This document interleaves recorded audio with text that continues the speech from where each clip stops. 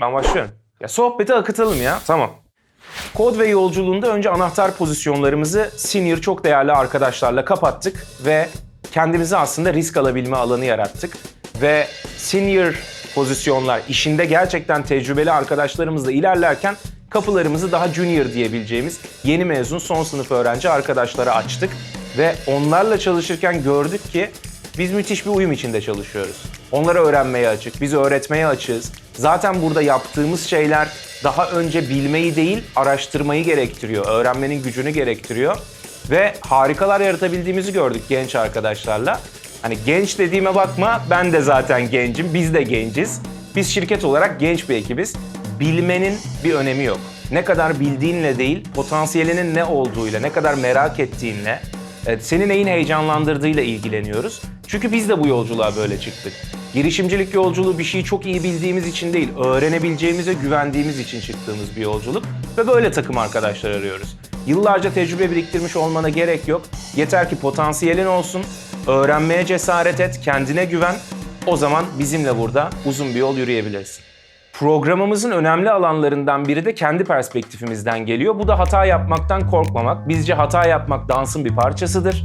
Hata yapmak özgürleştirilebildiğinde insanlar öğrenmeye, üretmeye ve kendi gerçek sınırlarını keşfetmeye, hatta bir adım ötesinde o sınırların olmadığını keşfetmeye ve ötesine çıkmaya başlar.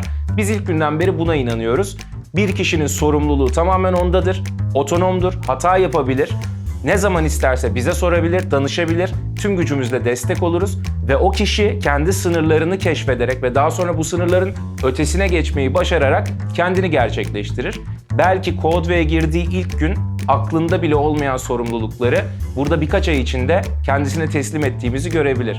İşin sırrı bizim için güvenerek başlamak. Çünkü biz bir kişinin gözlerinde potansiyeli görünce, merakı görünce ona güveniyoruz ve ona sorumluluk veriyoruz. Şimdiye kadar takımımıza katılan gerek 4. sınıf gerek yeni mezun arkadaşlarla harikalar başardık. Bizden çok şey öğrendiler, biz onlarla birlikte yürüdüğümüz yoldan çok şey öğrendik. Bizim mottomuz basit. Hayal et, test et, üret, tekrar et. Biz hayal ettik ve dedik ki potansiyele bet edersek, potansiyele yatırım yaparsak neler olur? Bunu test ettik ve inanılmaz sonuçlar verdi. Şimdi bunun üzerine üretmeye başladık ve New Grad programımızı yaratıyoruz. New Grad programımızın mottosu çok sade, çok net. Zero Bullshit New Grad program. Bu şimdiye kadar gördüğünüz hiçbir yeni mezun programına benzemiyor.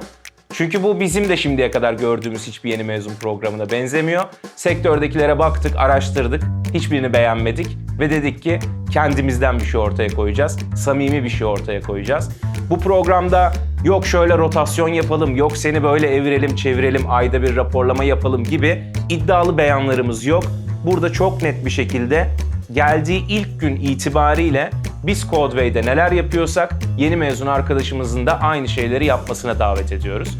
Ve gerçek bir sorumlulukla, %100 otonomiyle, etraftaki uzman kadrodan, senior arkadaşlardan tam destekle, tam kaynakla bu işi sahiplenmesini istiyoruz. Ve kendi potansiyelini gerçekleştirebileceği bir yerde olmasını istiyoruz. Bu hali hazırda yeni mezun bütün arkadaşlarımızla içeride yaşadığımız deneyimin programlaştırılmış hali bizim için. En iyi mentorluk ihtiyaç olduğunda omuz omuza yan yana oturup çalışabilmek ve burada zaten bunu yapıyoruz. Burada hepimizin masaları yan yana, ne zaman bir problem olsa ortak bir şekilde ona kapanıp problemi çözebiliyoruz.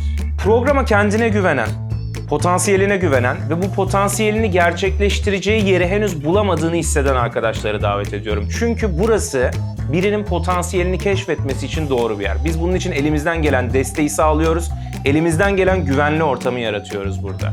İçinde hata yapma özgürlüğü olan, her meydan okumada tüm desteği bizden alabileceği, doğru teknolojileri kullanabileceği, doğru kaynakları kullanabileceği ve ona yeni mezun biri gibi yaklaşılmayacağı bir yere davet ediyoruz. Bizim için takım arkadaşı takım arkadaşıdır. Bunu yeni mezun şu kadar tecrübeli, bu kadar tecrübeli diye ayırmayız. Codeware'de başladığı gün itibariyle ortak challenge'larımızı çözmek için birlikte çalışırız.